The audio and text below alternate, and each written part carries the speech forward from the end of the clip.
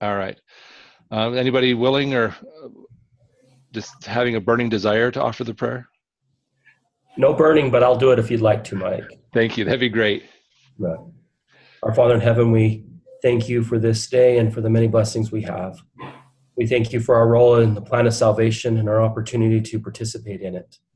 Father, please bless us this night that we might be able to learn and understand better how to help our students so that they can succeed in their lives. We thank you for all that thou hast given us. And we say these things in the name of Jesus Christ. Amen. Amen. Amen. Thank you very much. So the semester theme, which as soon as I went and looked it up because I was like drawing a blank, but I remember it when I saw it, is teaching by the Spirit. I guess I'm not a theme-oriented person, so I always just don't think of the theme as much as maybe I should. But I think it makes for an interesting question, which is we're teaching what I would consider a relatively secular subject, right? I mean, accounting is not the most deeply spiritual and moving experience for most people.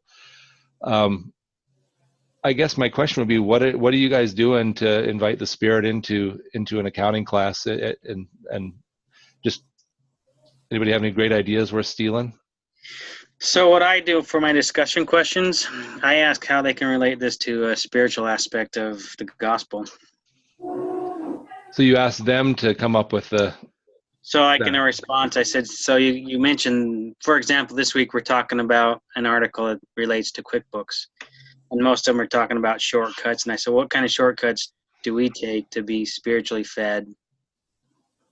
Okay. Just something. Cool. So it just depends what they said. I mean, but right. I always try to ask a question to what they said and relate it back to something that relates to the gospel. Right.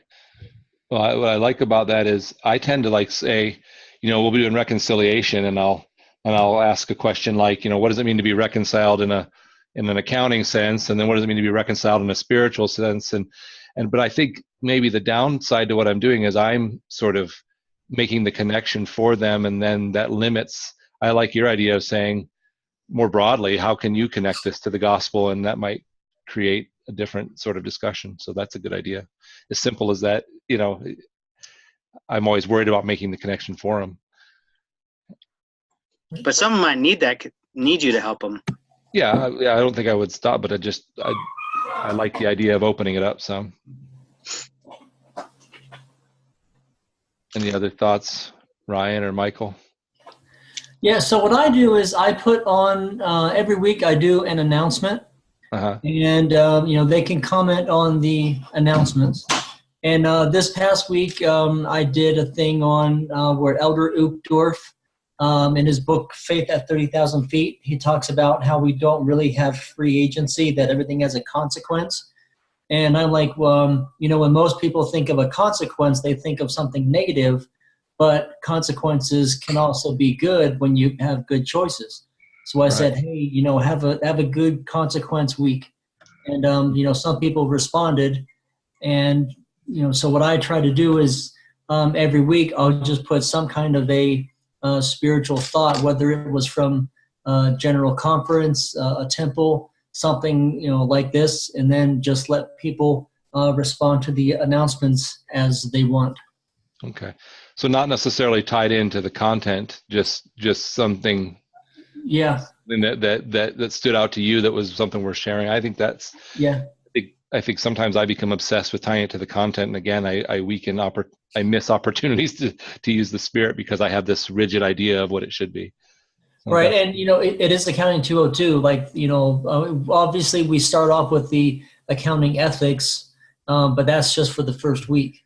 Right. So I've always had a difficult time, trying to tie things in, and some of my mid-semester feedback last month was a little weak on me helping develop the students spiritually.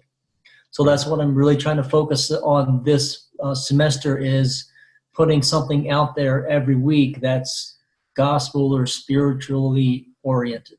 Oh, good. So good. If it doesn't deal with accounting, for me, that's fine. I'm getting something out there for them. Yeah, I think that's all right. Yeah, I don't think it has to. So, Michael, I do the same thing. I actually put in either a scripture or quote or some type of gospel principle in each of my announcements. And then I also do like every class. If I have try to have class once a week with them. And so I always take the first 5 minutes and share a gospel principle, something I've been working on in the scriptures, something I've been studying.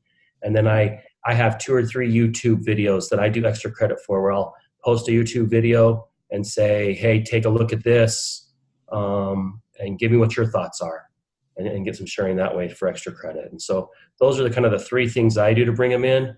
I don't know how effective it is, but I think the videos, I'll tell you what, I think the videos are more so. Yeah. The videos and having extra credit, making them think about something, I think that is the best success I've had so far. Right. That's cool. Yeah. And I think students are just like any of the rest of us. You have some that really are seeking that and want that additional, and you have others who are kind of like, get out of my way and let me do the accounting. And I don't, and I think, again, I think it would be a mistake to try to force it too hard, and maybe not, maybe you could disagree with that statement, but I tend to have it there and available. I do some extra credit,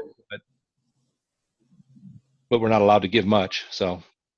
Yeah, no, but we don't have extra credit in this class. Okay. Gotcha. Yeah, we're authorized in essence to award something like, I think it was like at maximum 1% of the grade or something like that. Oh, okay. So, I have them participate in these little discussion boards about a topic, and that adds up to a max of 1%. It doesn't really make much of a change in their grade, but right. Anyway. They don't know that. Yeah. I just say extra credit. But what I found is typically the people who get engaged in those sort of conversations early, they continue with them. And then you'll have a few that kind of sporadically will do it once or twice, or at the end, like, oh, I need extra credit. And they're not really getting much out of it when they do that. Okay, yeah, my other thought about teaching by the Spirit is something I don't think I do very well, which is like praying about and for my students. And, I feel like I'm often just doing my best to do that for my family and for my calling. And I don't always, unless I have a student who's really struggling with something, I tend to not think about it much. Has anybody else had any maybe more positive experience than that in seeking out student needs by the Spirit? No, I'm pretty awful at that. About the same. I mean, I want to. I have a little prayer in my heart before a class, but it's usually just, please don't let me mess up, or help me figure out this idea of how to explain it to them. But very, very rarely have I prayed about a student or to figure out which students. I'm pretty rote on these ones are struggling by their grade, by the look of their grades, and I address those. I probably should be better at trying to find out through the Spirit, but I haven't. Yeah, I struggle with it. Anyway. I'm in the same boat. I think we just generally, from day to day or week to week, we just, do the assignments, we do the grade, the feedback, and the announcements, and so on, and answer all of our emails as they come along. But praying for that one specific student above and beyond who we know is not doing well, it's probably something I could work on.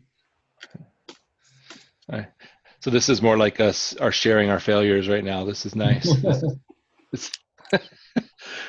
I'm much more qualified doing this than I am a lot of other things. So, But sharing failures, you mean? Yes. Yeah, me too. Shane's sitting there right now judging all of us. He's like, "Oh yeah, these guys are spiritual." He's got it fixed after 2 semesters. He got it done. Oh no, I have lots to work on. Lots. He's like, I spend at least 4 hours a day praying for each student by name. Not hardly. That'd be awesome. No, I've taken to, in my calling, I have to like try to keep a list of people that I should be praying about, because I struggle to think about each of my kids and their needs sometimes anyway. So that's definitely a goal of mine anyway. All right. So the second thing, this has happened the last 3 years in a row. We don't have enough of us here to do the Teaching Square breakouts. it would just end up being Michael by himself and Shane by himself and Ryan and I. As in the past couple years, we've done our teaching squares, or not years, but semesters, by the course we teach, because we're split pretty evenly in that way. Does that still seem like the logical way to go about doing that to you? Or should we try to mix it up in some way? Excuse my ignorance, but what is teaching square again? So there's the meeting that gets held after we get our student feedback. We're supposed to have this little meeting together, and we break out into small groups of 4. I guess that's why it's a square. No one ever explained to me why it's called a square. Anyway, and so in the past there was a meeting held, or supposed to be held, for Accounting 202 teachers, Accounting 201 teachers, and Accounting 205 teachers, about between weeks 6 and 9, somewhere in there. Okay. And the way we had, and I know your group had one last time, Shane, because Heather ran it. Yeah, I remember. I didn't know it was Teaching Square. I guess Okay. I did attend that. Yeah, I just did it's called Teaching Square. This is like accounting. It's just about terminology. People are like, I didn't know that free cash flow was. Yeah, it means free cash flow. Anyway, I get what they're saying. Why do I have to memorize this in real life? I would never have to. I could just Google free cash flow and get the. Anyway, just talked to the student just a minute ago. So does that seem like a reasonable way to break that up, or do you think we should do something different? No, I'm fine with it. Yeah, I think that's fine. Okay. It just seems like it made sense to me, because the conversations for each class will be slightly different. You have more in common with the group that teaches the same.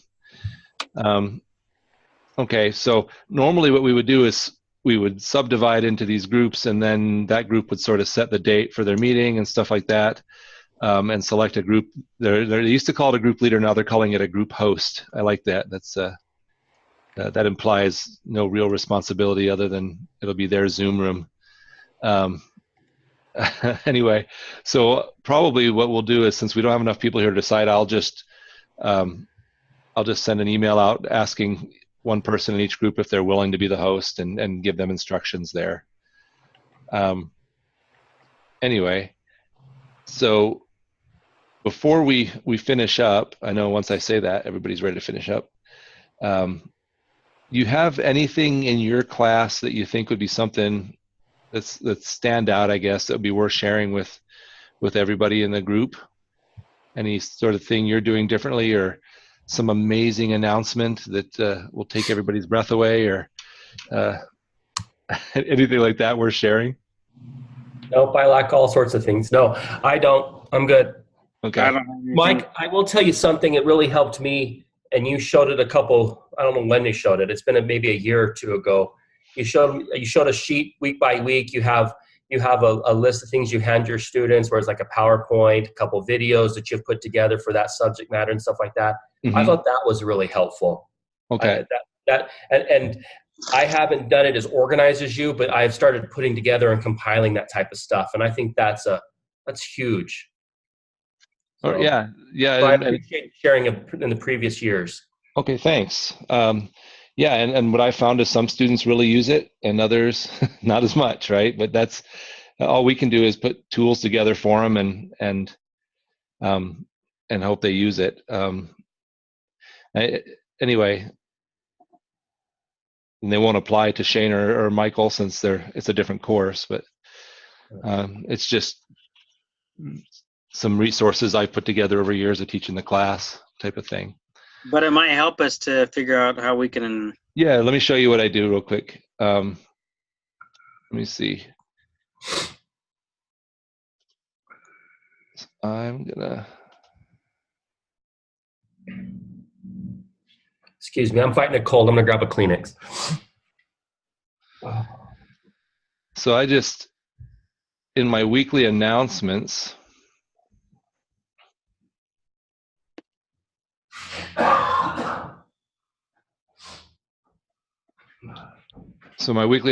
I just list everything that's due that week, which I guess most people probably do it that way. And then I provide this additional study content here, and I have a link to it also at my, like the Meet Your Instructor page. Anyway, and it's just a Google Doc. That way I don't have to update it. It stays in there all the time, and I can update it all in one place. But I just have it broken down by chapter. There's a lecture video, a self-test, which is actually, that comes from the textbook publisher, and the additional self-test as well. Just because our students were complaining that the wording of the exams didn't feel much like the homework, and so I found these on their old site, and or the textbook publisher site from the previous edition, and the wording is much closer to the exams. And then me working out some B versions of the problems with like a video capture, and then a little quick review of each chapter. So that's just something I've compiled over time. I didn't put a ton of work into like creating it especially for this. It was just compiled stuff little by little over the semesters.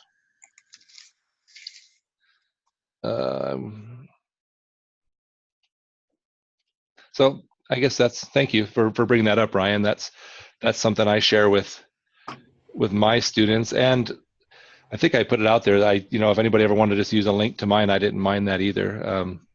I don't feel that deep of an ownership of it that I don't mind if people steal it. Well, send it my way, Mike. I'll steal it. Okay. Yeah, I'll send you a link to it. Okay. So I kind of used to do somewhat kind of the same thing where you put every week what's going on, what different assignments that they have. I'll still do that, and then I'll also say what the week brings as far as what the content's going to be. As far as like what kind of costs or what kind of ratios or what they're studying. So that will be one email, and then most of the students every semester either say that I do or do not show interest in what we're studying, or like I've done it before. This is what I like. This is what I like personally get out of it. Why I like accounting.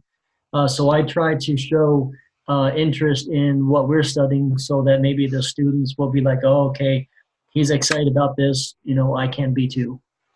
What do you do to show interest in it? Like, how do you? Because I've always wondered what that means, and I get the same thing where like one semester people will say he seems really interested in it, and then another semester someone will, not someone, but the little ratings will come back lower on that, and I'll be like, I don't think I changed what I did. So, what do you do to show interest in it?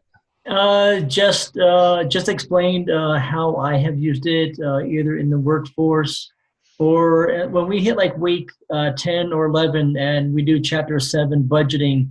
I'll put out an announcement about how cool budgeting is. I'll provide a link from the church to their like financial page and different calculators, and I'll explain that my wife and I have used budgeting like all our married lives, and how it's helpful to just have a budget and know where you're going. And so even though this is an accounting class for industry, what we're learning, I've been able to apply like for my family, just right. stuff like that. Yeah, that makes sense.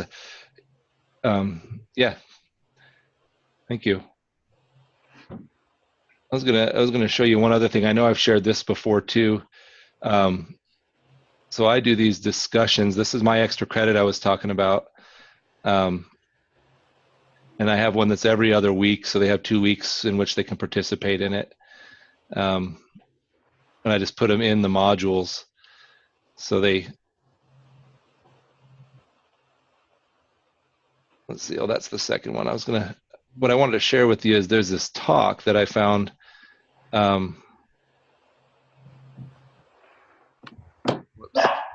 By Ryan D. Stocks. Who's like the managing or whatever he is. He's like the head of the accounting department at BYU Provo, and he was given a devotional, and it's called Your Spiritual Book of Life, where he kind of compares the keeping of books with the book of life being kept, and does a really terrific job. If you want, when we get done, I'll send that out as a link. I think anybody who teaches accounting, it was kind of the thing that inspired me to want to try to connect it up with the topic more, which again, I don't think that's necessarily the way it has to be done, but is because I guess it opened my mind to like the fact that, you know, we're temporal beings right now. I mean, we're eternal beings, but we're living in a temporal world right now. But all these things we're discovering and dealing with are not temporal, right? I've taught accounting for years, and you know, when you have brand new students, the first time they make the balance sheet balance, and you see this little bit of excitement that comes across their face, and I go, how did you feel when you felt that? And they said, I don't know. It felt like peaceful and like it was right. Like just when things balanced, it felt like they were right. And I'm thinking, there's an eternal principle at play, and I don't have to make them up. I just have to find them. That even when we do secular things, there's some eternal principle undergirding all of that. And anyway, so it's a cool talk that made me think about that more. So I'll share that out. I'll send out a link to my little tool that I use that I share with students, and I'll send a link to that talk too. And hasn't President Nelson come out and said all things are spiritual? Well, he has. I mean, in Doctrine and Covenants, that's laid out pretty clearly, right?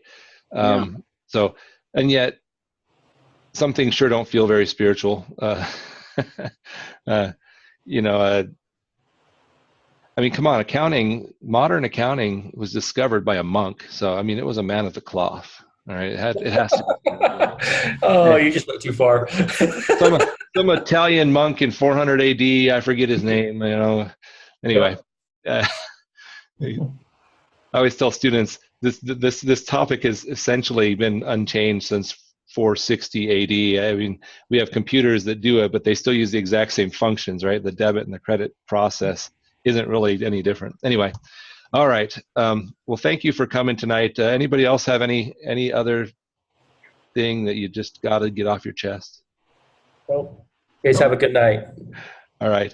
Then why don't we end with a prayer? Ryan, I believe, said the opening prayer. Thank you. I'm pointing over here because you guys are on my screen over here. Sorry. Ryan, you said it.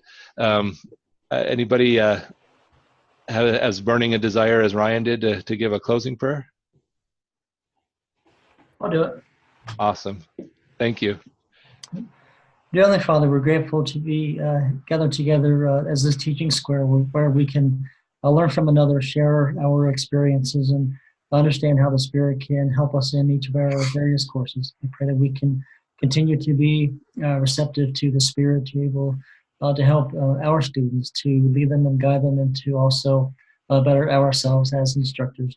We pray a blessing upon all of us that will continue to feel the inspiration in my power, as well as all of our students, that they will continue to increase in learning and also understand why they're here and how what they're taking can apply in their lives. And we pray for this in the name of Jesus Christ. Amen. Amen. Amen. Hey, thanks very much. Have a great night. And like I said, I'll send out an email with a link to this video and the other stuff we talked about. Thank you. Thanks, guys. Thanks, guys. See ya. Night. Yeah.